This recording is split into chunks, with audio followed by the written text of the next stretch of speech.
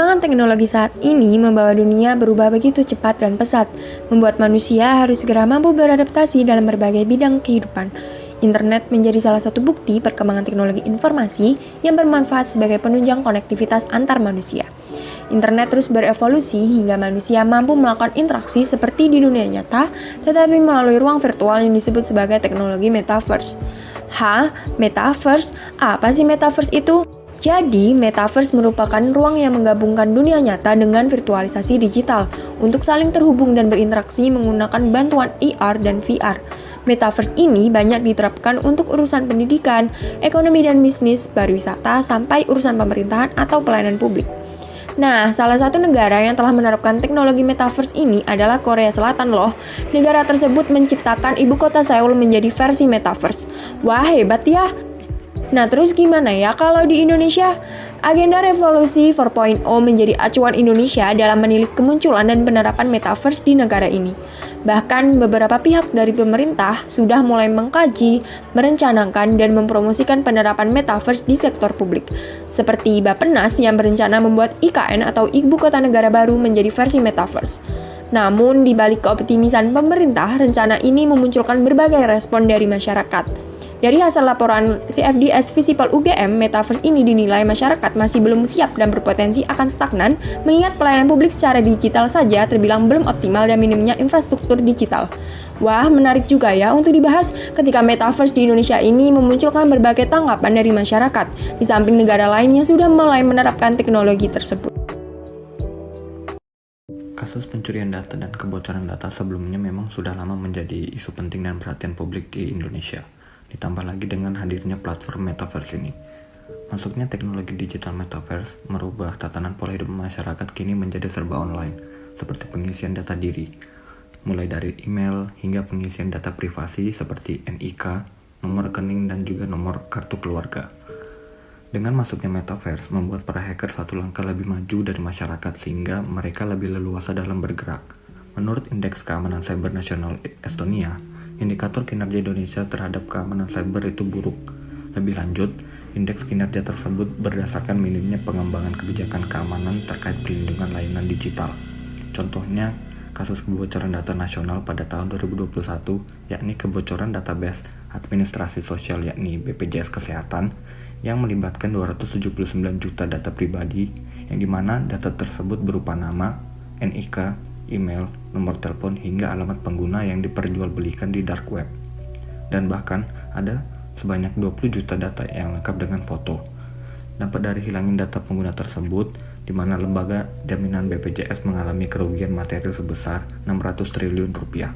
Sedangkan kasus di tingkat daerah ada sebanyak 1000 data atlet Provinsi Riau dan 815 data guru di Kabupaten Tangerang bocor.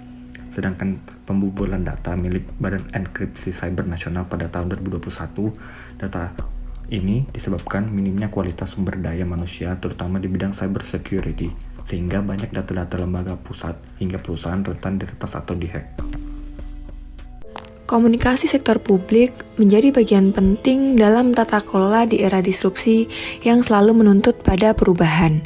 Perkembangan digital merupakan salah satu hal yang turut berpengaruh pada komunikasi publik.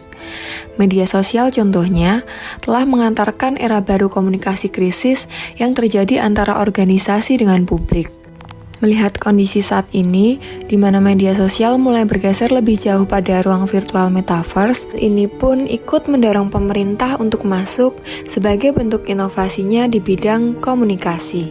Berdasarkan framework yang dipetakan Yuan Cheng dalam artikel The Interactive Crisis Communication Model on Social Media, dijelaskan bahwa tipe dan konten media sosial berkaitan erat dengan respons strategi stakeholder dalam melakukan komunikasi.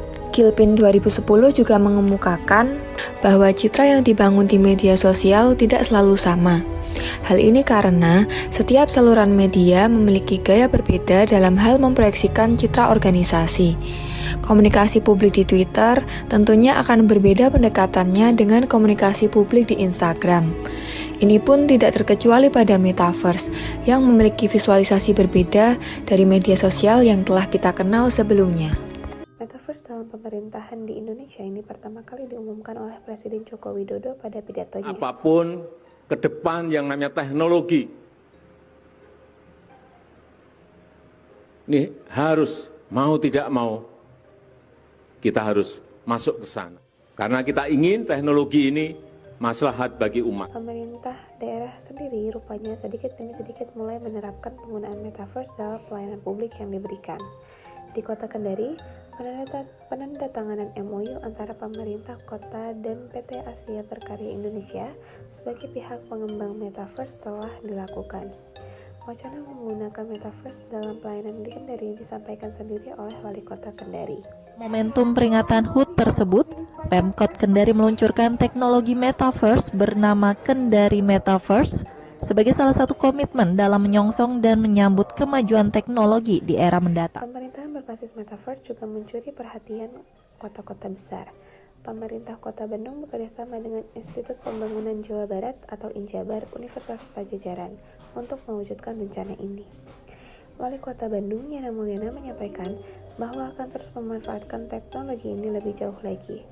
Sama halnya dengan Bandung, Yudhistira selaku Kepala Unit Pengelola Jakarta Smart City menyampaikan bahwa pemerintah Provinsi DKI Jakarta berencana untuk memiliki platform Metaverse yang bekerjasama dengan Weir Group sebagai bentuk komitmen pemerintah dalam pengembangan layanan publik.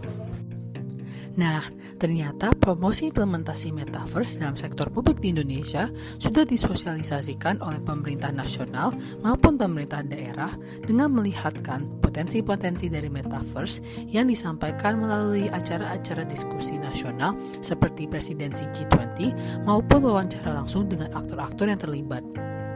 Namun, ternyata masyarakat Indonesia sendiri masih awam, skeptis dan khawatir akan hal ini karena kasus-kasus yang terlibat dengan kebocoran data dan kurangnya nilai utilitas.